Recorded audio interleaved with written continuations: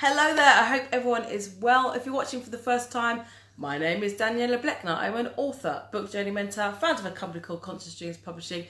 We work with authors from all over the world to help them to get their powerful messages and stories out there in the form of professional books. As you can see on the bookshelf behind me there, they are just some of the books that we have published over the last 2 years. So if you're watching me, if you're watching me live, please do say hello, tap the screen, show us some love. I'm going to invite some people at the same time because we have an awesome and amazing guest that you cannot afford to miss. If you're watching me via the replay, please say hello and tap in, #replay. Thank you so much. If you're wondering what you're watching, I'll let you know in just a second. You are watching Book Journey Mentor Uncut, the show that offers a platform to new and established authors. Obviously they've got to have great books, so it's a platform really for them to be interviewed and to share their journey and to share their message with you and to inspire you along the way. Hello there, is that Sharon? Nice to see you. Hello. Let me know if you're on. Say hello because I can just see your faces in the corner there and it's really small. My eyes are going.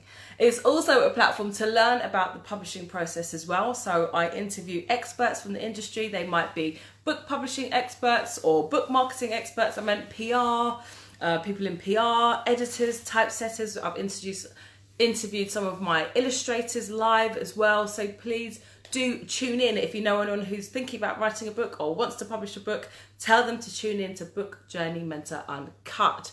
So let me just share this out before I introduce my lovely guest.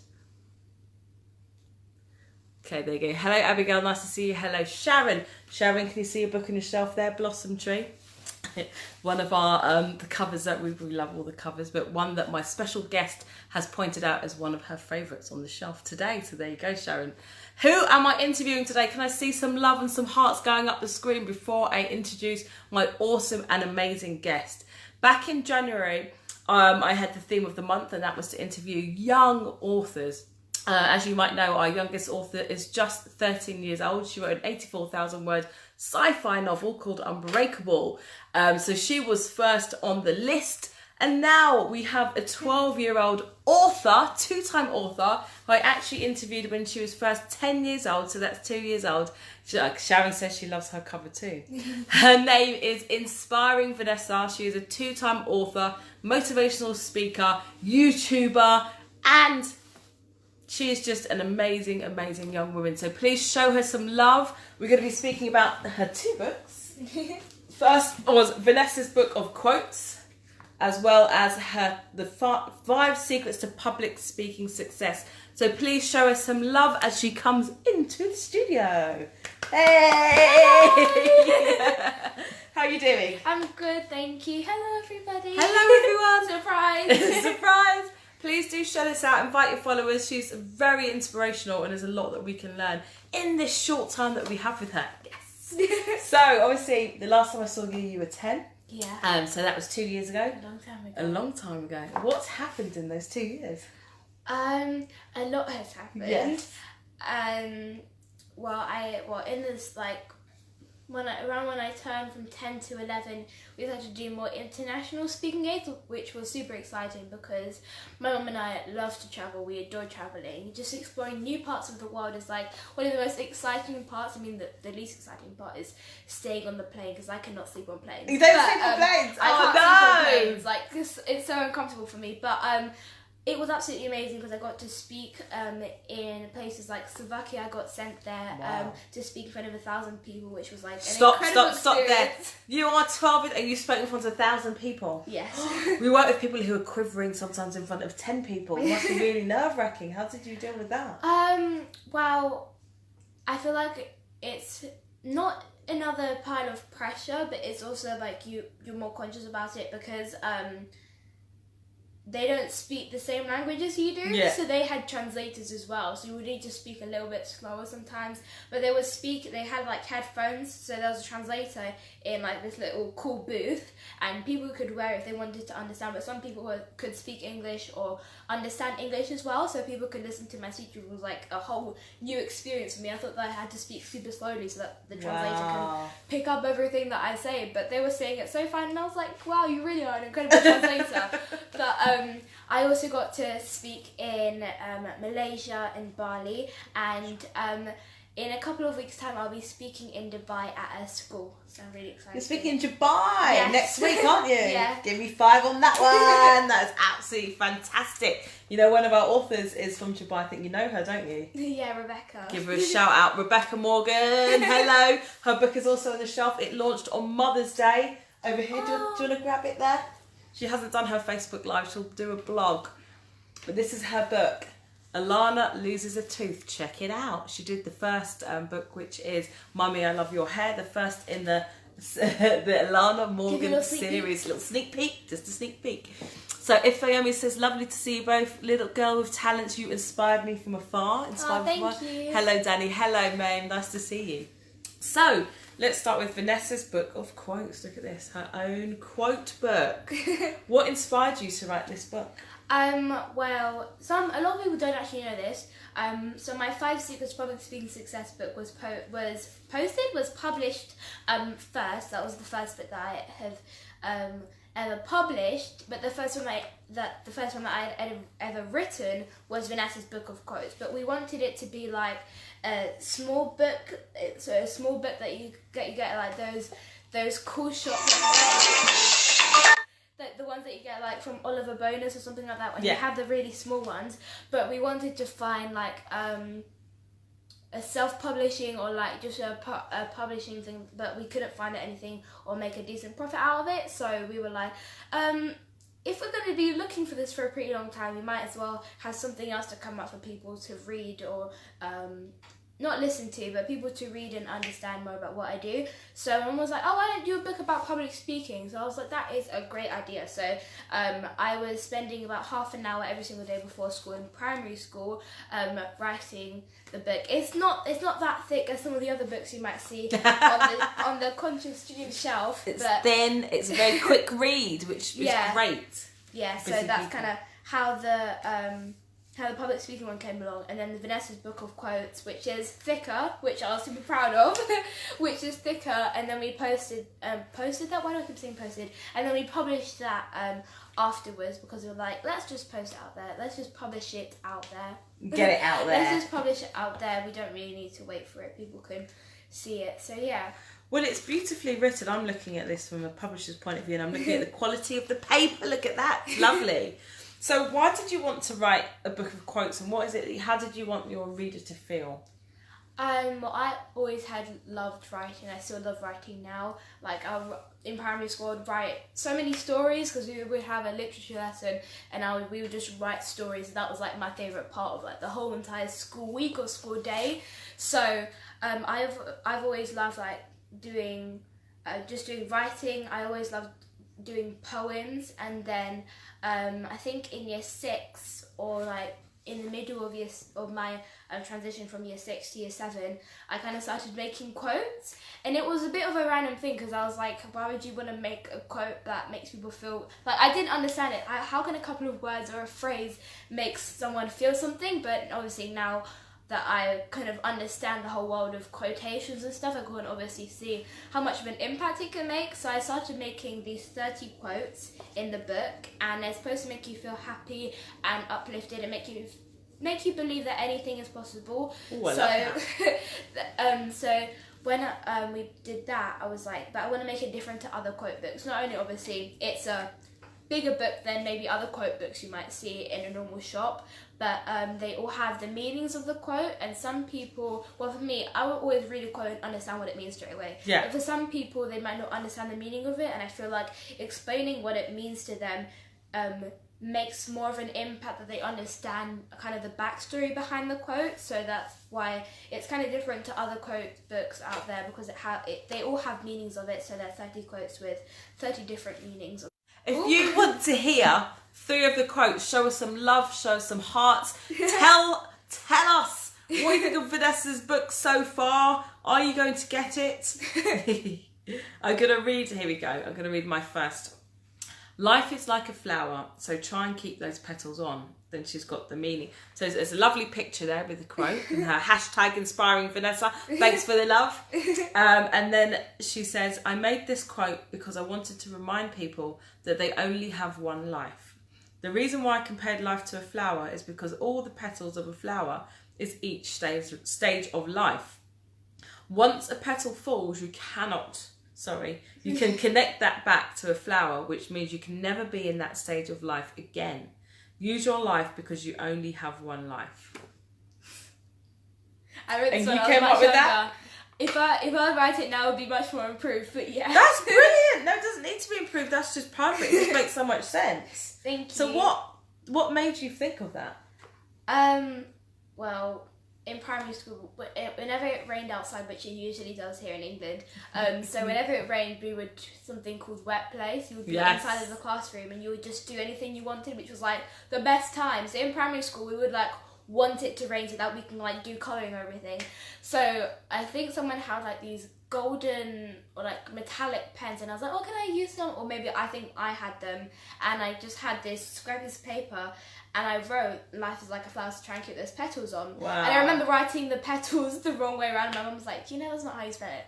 But it's still on our fridge, and I think that kind of had the first spark of writing quotes. I don't know where it came from or how I came across trying to write that, but I wrote it down because I was writing like this kind of mandala flower, and then right next to it had the quote next to it. And then afterwards, obviously my mum started her self-development journey, and that's when I got into speaking. So in a way, you kind of look at it and you're like, whoa, it's all connected. What could it mean? Yeah. That's amazing.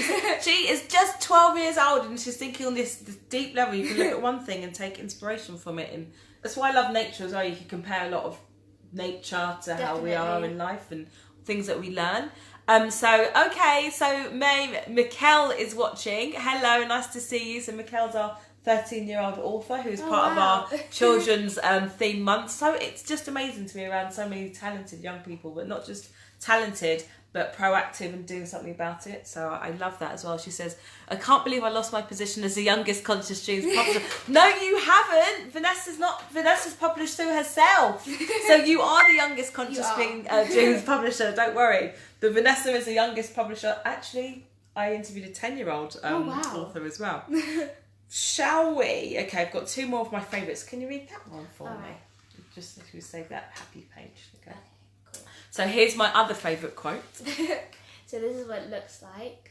That's me, by the way. And the quote is, don't let growing up stop you from being a child. And the meaning of it is, I created this quote because people forget that they don't have fun like they used to when they were kids, and everything knocks them out of positivity. Bills, taxes, mortgage, rent, work, and money. So always stay a kid inside, even though you don't stay a kid forever, but you can have fun and be a child. I love that. I think you can be 70 years old and still have that child in your heart and enjoy that spark of life. I love that. Thank you. What do we think of that quote, ladies and gentlemen? I can't even speak this evening. Isn't it amazing? Okay, should we go for the last one? So this is the last one. That's me speaking at the Back to Black Awards, which was super fun. That's when I got my first award. Oh. And the quote is, you are meant to be in this world, so be happy. This is so important for people to remember that they have a purpose to be in this world, otherwise you weren't meant to be here.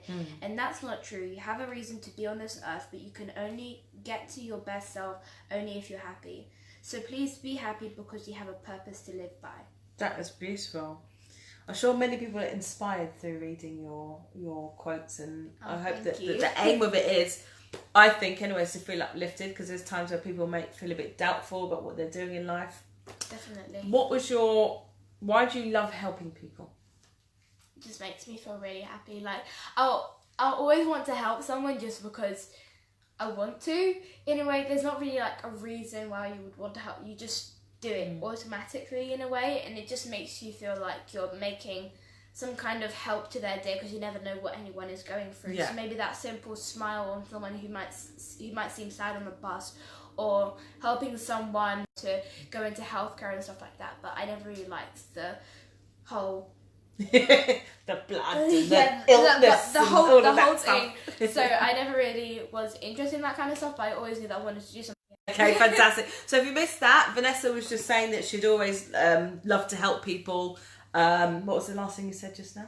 I've always, like, when I was much younger, I always wanted to help people. I never really liked that the doctor kind of part of it. Obviously, helping people in that kind of way is absolutely amazing, and I am very respectful to anyone who has that kind of talent or has that kind of passion for doing that, but it was never really in my main interest. So obviously when I started getting into speaking, I was like, this is the thing I wanted to do, because I always knew that when I was going to become an adult, it had to be linked to doing something that helped people, because if it wasn't, then I would have been happy, because that's kind of where my happy place comes from with helping people. So yeah. I love that. Your happy place is helping people to find their happy place. Yeah. But I love the truth that actually something as simple as smiling at somebody during the course of a day, you don't know what they're going through. Yeah. That can also impact how they then go on to treat someone else as well. So it's like the butterfly effect, isn't it? Isn't Vanessa amazing? What is your favourite quote from the book? Do you have a favourite quote? Throwing you in the deep end. Let me flick through it.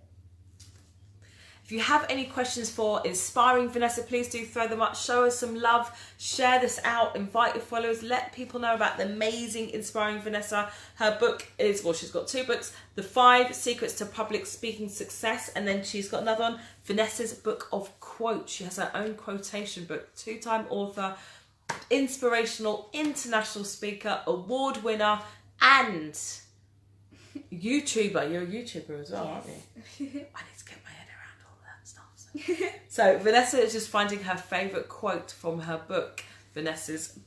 I think I've got 3 of them. She's got 3 as well. 3. Sorry, guys. Okay, I'm gonna go for 3. So this one was, well, I had around maybe 20 quotes that I written down, and I was like, oh, Mum, I need 10 more to be able to finish writing it.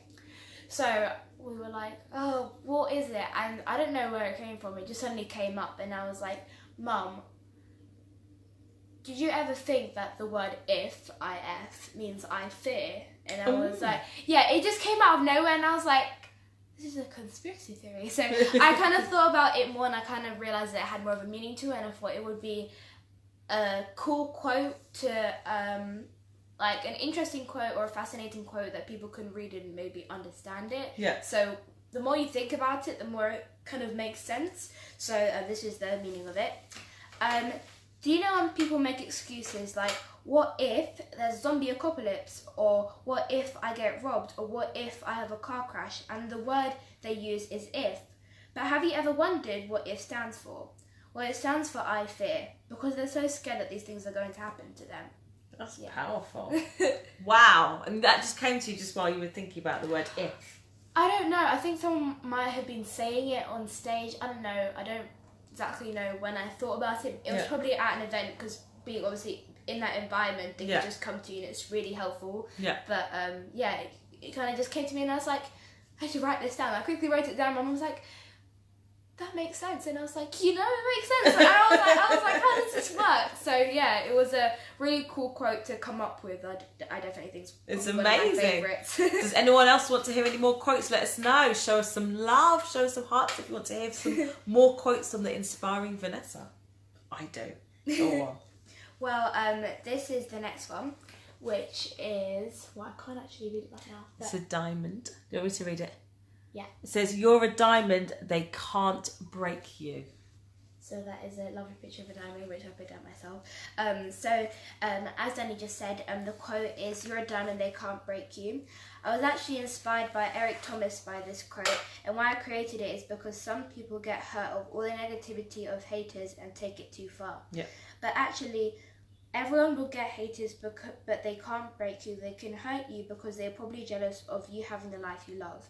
If you're not hurt, then you're a diamond. So many times they put you in the mud, you won't break. You're a diamond, the strongest stone in the world. You're unbreakable, so shine bright like a diamond because they can't break you. That is beautiful.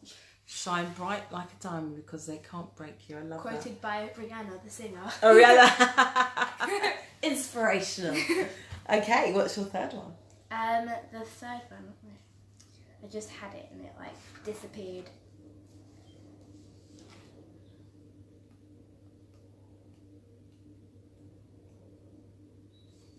This one. So it says, you need to be odd to be number one. I love that.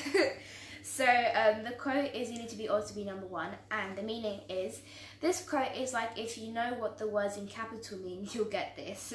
Many people want to be number one and at the top of the list, but they tried.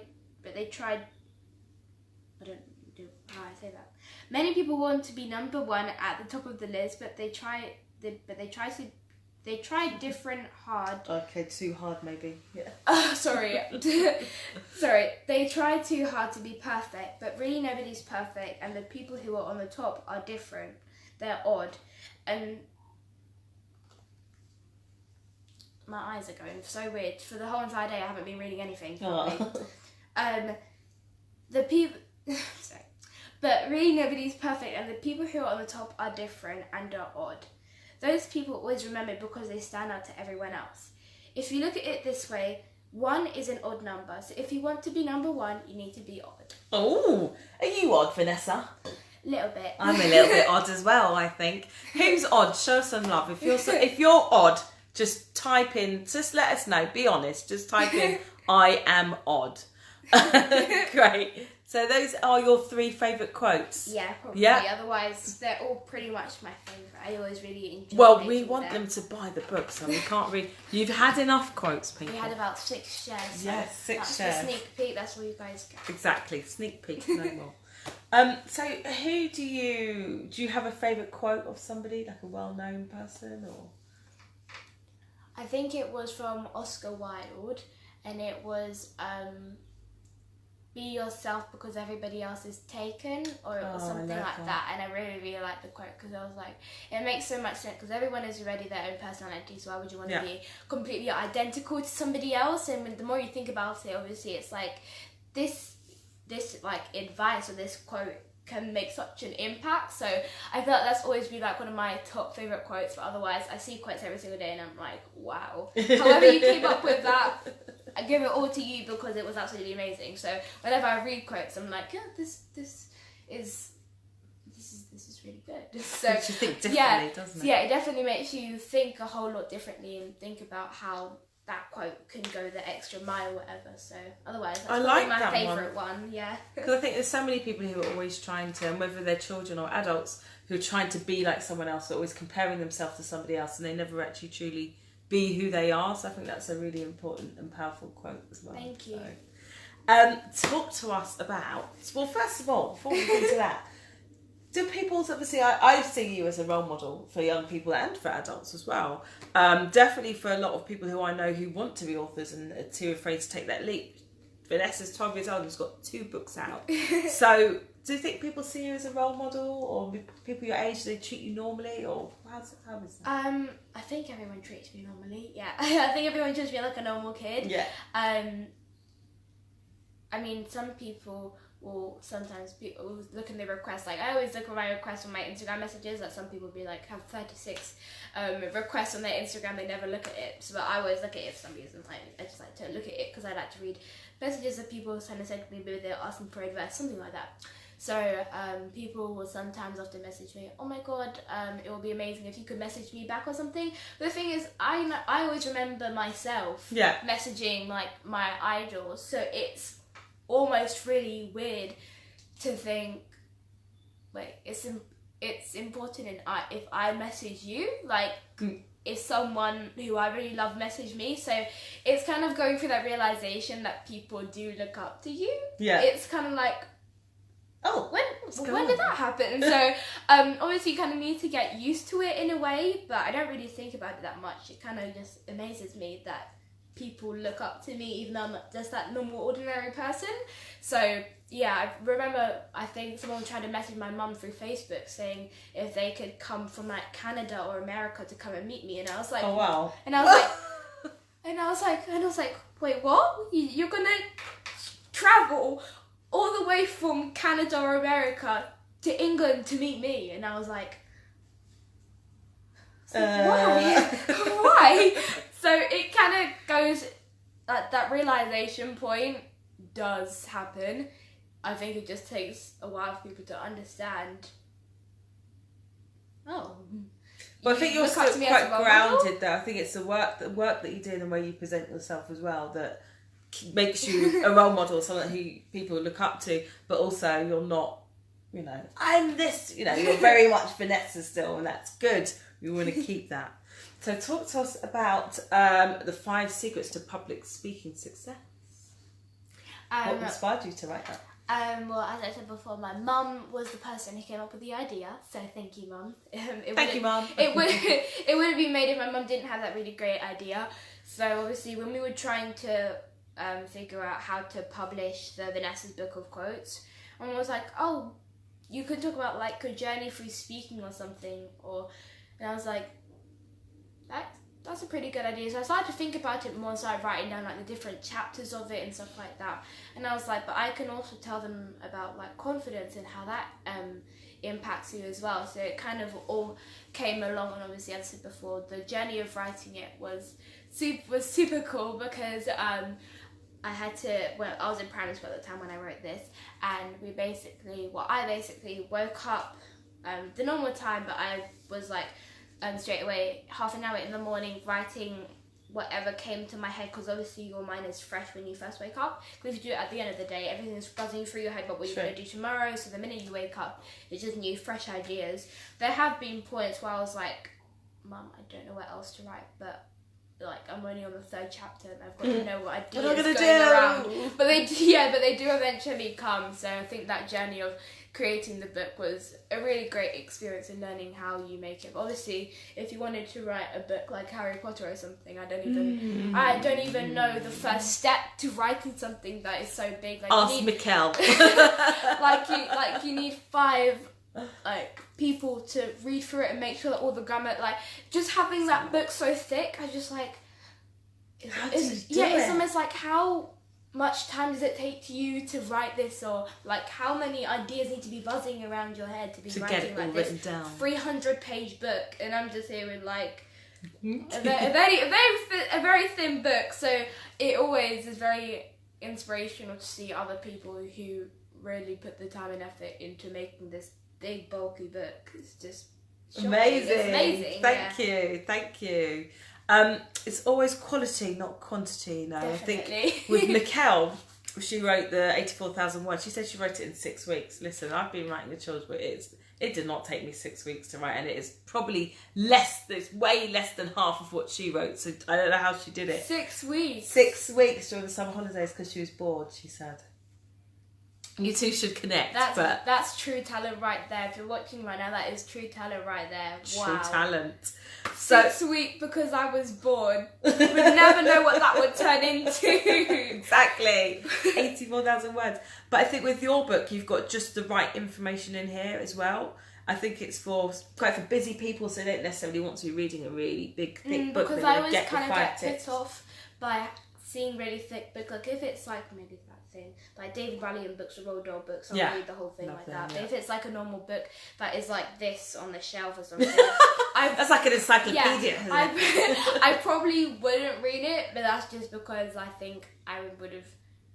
It just puts me off of it. It doesn't. I mean, obviously, it's a way to take off to not get the opportunity of maybe reading your brand new favorite book or something. It just puts me off straight away. So I was like, if I'm not going to pick off a shelf a book that is really thick, then I don't think people who might follow me will as well. So it wasn't really like a main thing, like I need to make it this very thick book and put all that pressure on myself. But I was like, this is how it's this is how it's going to be, and this is how you guys are going to read it. Yes, so, exactly. Yeah. There you go. So what inspired you to write about speaking specifically? Well, I think at the time I was doing it for about maybe a year and a half or something. So I already had quite a big experience even in that kind of span of time, because I had spoken at so many events or been featured at so many events that it kind of just like, you kind of just understood the process of how it happened. But I wasn't going to talk about all the technical stuff about how you get booked for events or whatever it is, because that's a very long process and everyone needs to learn that as part of the journey, because I wasn't going to put that in. Tell me afterwards. I'll tell you. It's fine. It'll be our little secret. Yeah. But I wasn't going to put all of this whole information in a book that is mainly centered for the youth. Because the youth are going to be like, I don't want to do this, can you let my mum or my dad do it, or something like that. So I didn't want kids to be put off by something like that. So I was like, why don't I talk about confidence or how you can get into speaking? But people will look at the title and be like, oh, public speaking, no. And I was like, but it hurt my confidence as well, and that's something that the youth certainly struggles with. Yeah. Because I know that my confidence has grown a lot over the 3 years that I've been doing speaking. So obviously my confidence has grown. Sometimes it just happens naturally. So people are like, oh, I can see you're very confident. Like, thank you, I didn't realise. Or just developing that confidence about loving yourself and being yourself is definitely really, really important. So that's kind of what I wanted to show in the book. So it wouldn't put kids off, and it's more of like a book for the youth to understand more of it and how it can change your life, rather than learning how to actually do it. Because I know for the youth, doing homework is an annoying thing. So if I'm going to be asking... No, it's not. If I'm going to be asking like the youth to be like, oh, you should do this, this and this, it would seem stressful. So I just wanted to put it in a way where I would want to read it as well. Yeah. Rather than... Because you know your audience better than somebody who's not of, that age necessarily. You know who you're speaking to. I think what sums it up here, it says, Vanessa's mission is to inspire children around the world to believe in themselves and have courage in whatever they want. I just messed it up. Courage to be whoever they want to be. So I guess it's not just, this is what you need to do to be able to do this. It's about, I love how you talk about self-love and confidence. It all comes in a package, I think. Yeah.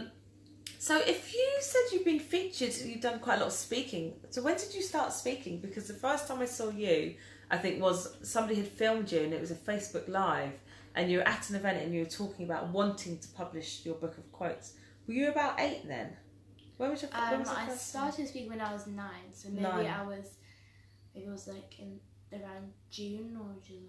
Maybe I was 10. I think I was 10 because I published the book around April, so like around April and May, so kind of in between of that.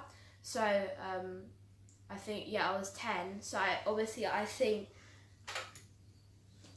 think it was a little bit before then. So I would think around that time, and I was kind of having the idea of it, and I just wanted to tell people that was going to come out, so people wouldn't be like, oh my goodness.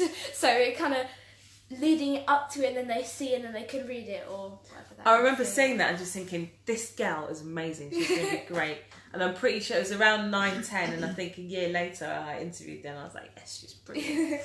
So we spoke about you being people's role models. Who's your role model? My role model's the lady sitting over there. Oh, who's the lady sitting over there? My mummy. Hello, Mum. Tell us a little bit about your mum. Why is she your role model? My mum is definitely my role model. Because she always makes me strive for like the best in my life. Like, she keeps me very organised. Like, I would say I'm an organised person, but I definitely get that from my mum, because sometimes your head is just kind of all over the place, and obviously I'm still a kid, so I would always want to relax or something. My mum would have to tell me what the priorities are and tell me how I understand that. So my mum has definitely been a huge part of my journey. She's the person who obviously allowed me to step into this world of freedom to do what I want to do as being a speaker. Beautiful. And if she didn't want me to be on YouTube or to be on social media, then I wouldn't be having this family of support, or I wouldn't be able to meet people like you. So obviously my mum has played a massive part, obviously being there every step of the way to support me. Even when I did a speech that I didn't like, she would always tell me how to improve. If I did a speech that was really, really good, she would be really proud of me. So she's always been that huge support that I've always been incredibly grateful for, because I know that maybe some parents wouldn't want to support their kids if they wanted to speak on stage or be on social media. They would probably let them do it, but not support them to the extent that my mum does for me. So definitely. Oh, that's beautiful.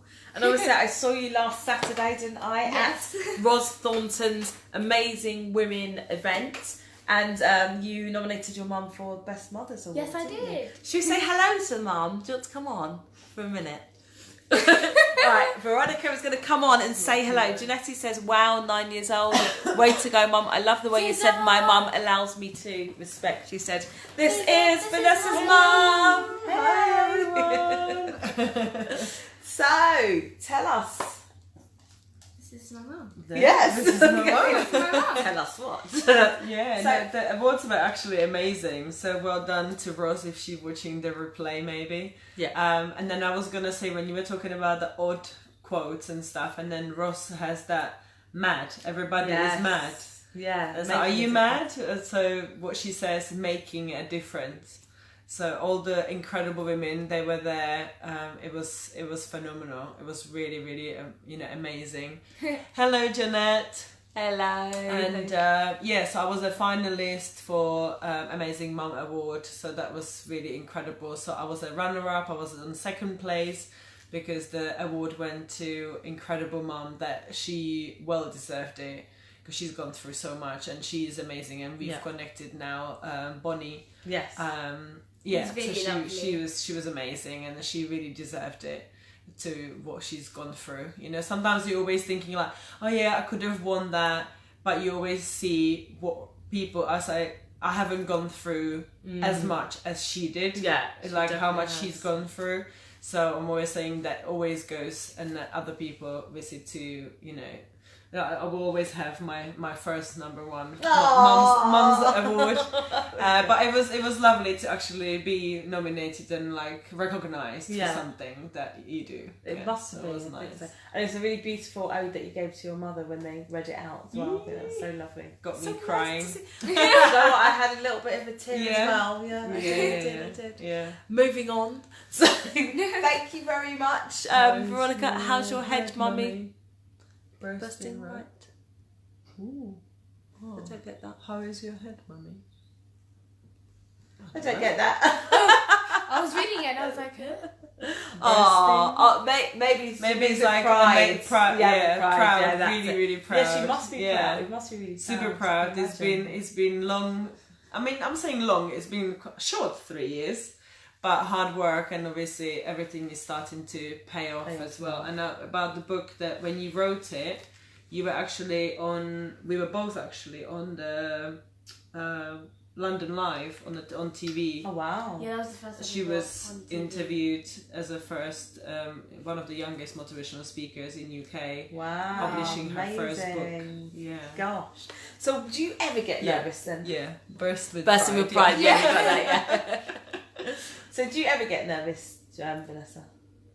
Have you ever been nervous? I've been nervous the first time that I spoke on stage, definitely. I was like it was super nerve-wracking because I never would have even imagined of speaking on stage and allowing people to judge, definitely, when I was 9 years old. I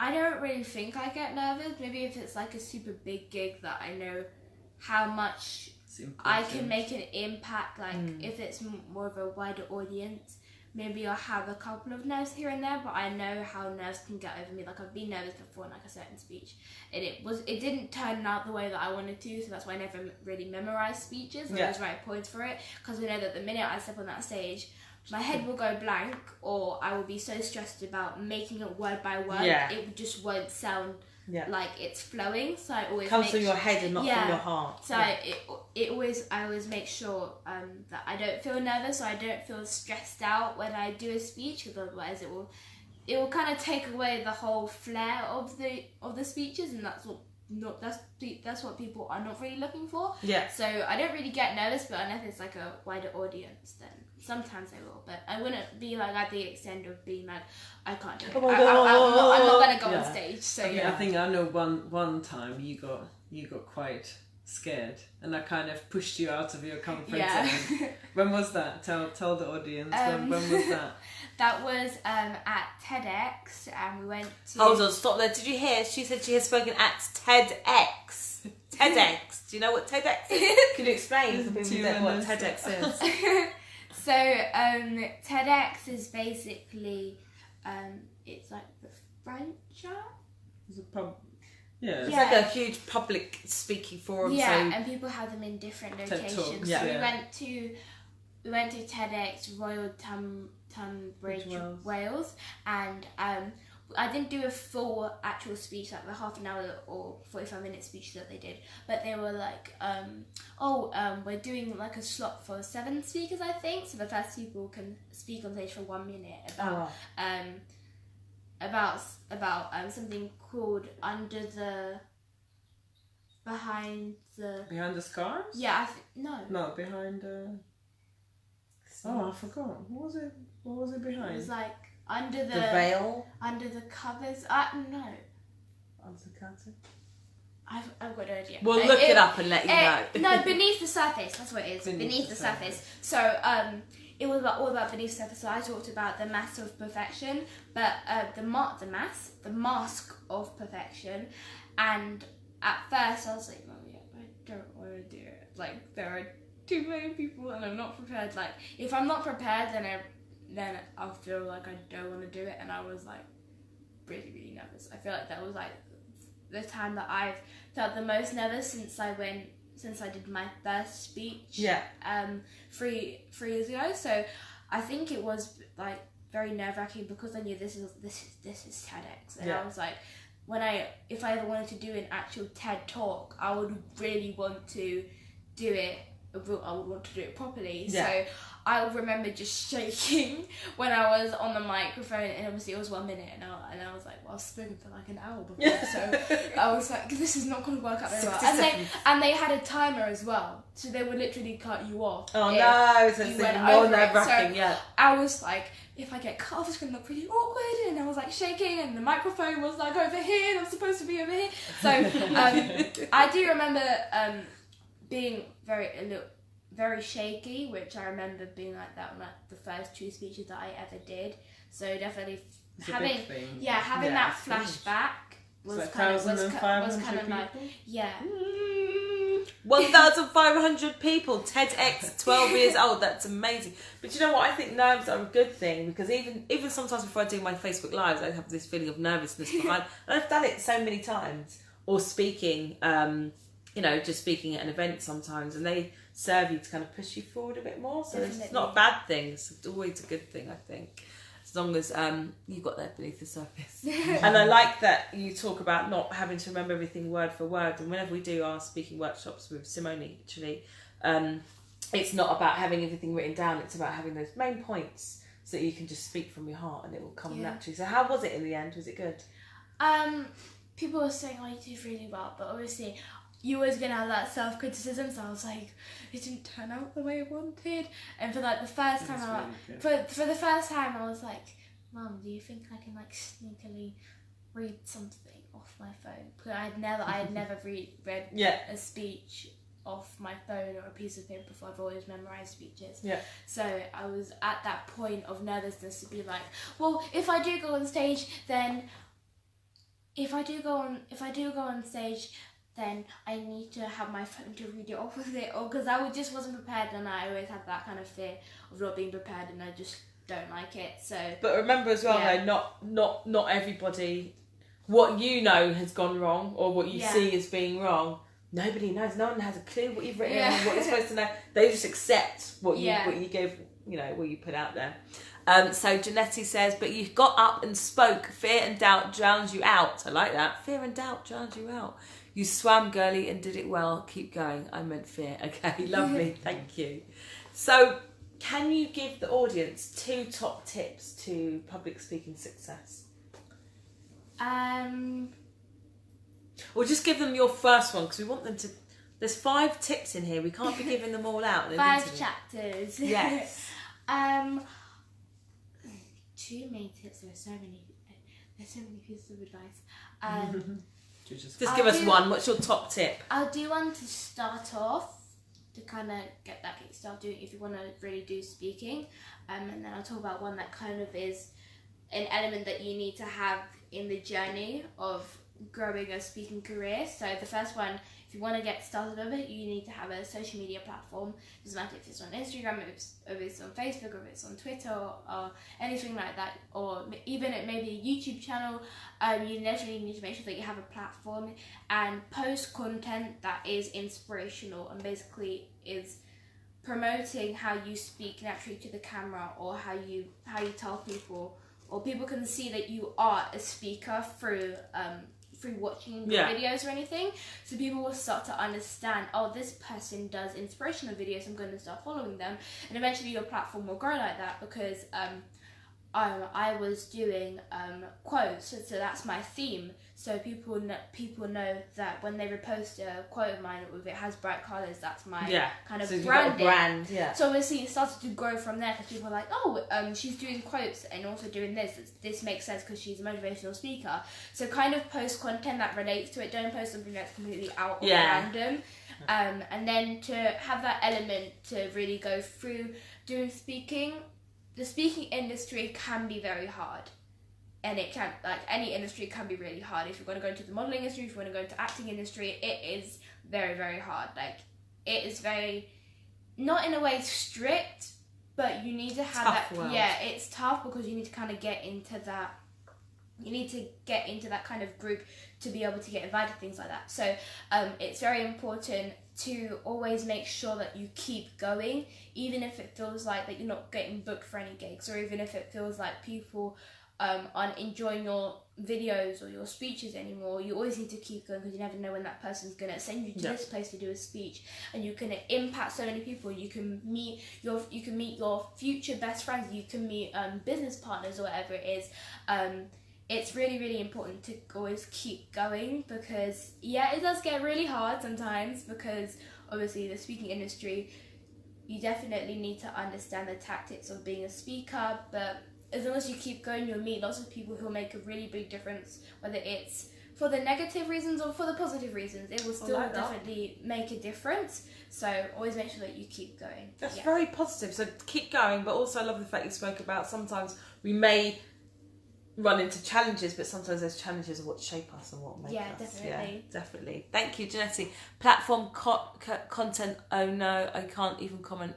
You just giving it large, eloquently. You too much for me, ladies.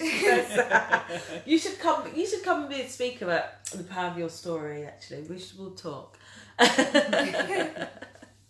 So, really and truly, what would you say? What's your message for people who are maybe lacking in confidence? What is it you'd like to tell them? Imagine they're watching right now. What is that short bit of information or advice you would give them?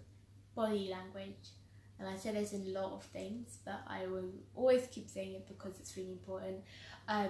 Body language, body language. Sit up straight away. Body language is really, really important. It depends on the way you speak. It depends on the way you sit, the way you walk, the way you are just seen as. Because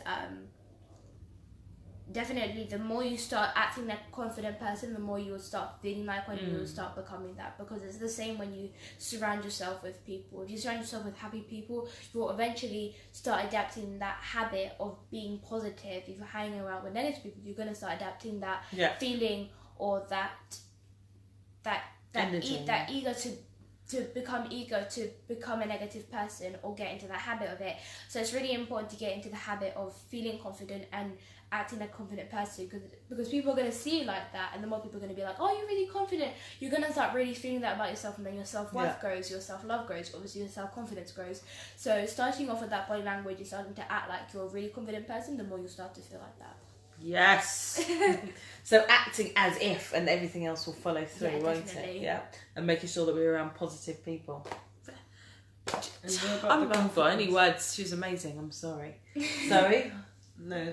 About the confidence. What have you created apart from your books? Yeah, we recently made not recently. It's not very recent.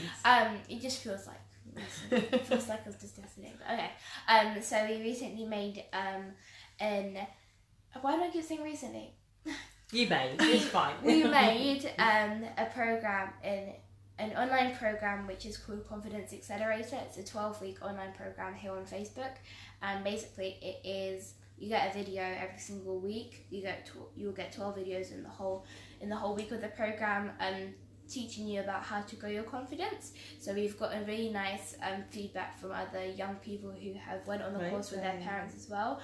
So it's been really nice to see how obviously their confidence grows from the first day to, like, I don't know, to the first week to like, I don't know, the 7th week. So it's really nice to see how it's really impacting them. So you'll get videos every single week, and then we usually do lives to get any feedback, and then you have my mum's support, and then you have my support as well. So it's a nice little group where we can kind of socialise and talk about how you can grow your confidence and improve it as well. I love that. And if you don't mind, if you could drop the link in the comments below, so people can contact you and find out more about it's called Confidence Accelerator. Awesome. Okay, so what would you say to people, potential authors, with really good ideas, but they are just so scared about publishing that book because they don't really think it might not be good enough, or they think it might not be good enough?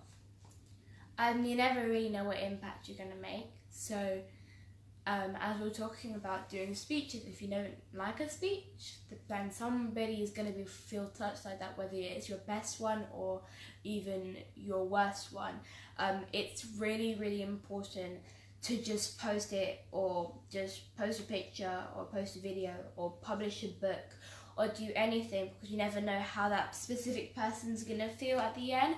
Because I know sometimes I'll be like, it wasn't like the best thing I've posted, but then someone would be like, oh, this really inspired me, and I'll be like, so it really matters about thinking about how someone else is going to feel about that, and not feeling selfish about it, but feeling like you're going to post it to make that impact and to help that specific person that could be watching or anything like that. That's 100%. That's what I always say. I guess it's the same as speaking, isn't it? You know that you have something valuable to say, and when we get in our heads and we're thinking about, oh my gosh, my hair's not right, or I've got a spot here, or I'm not going to go live today, you shut off. You stop your message from going out to people who really need to hear it and have that impact.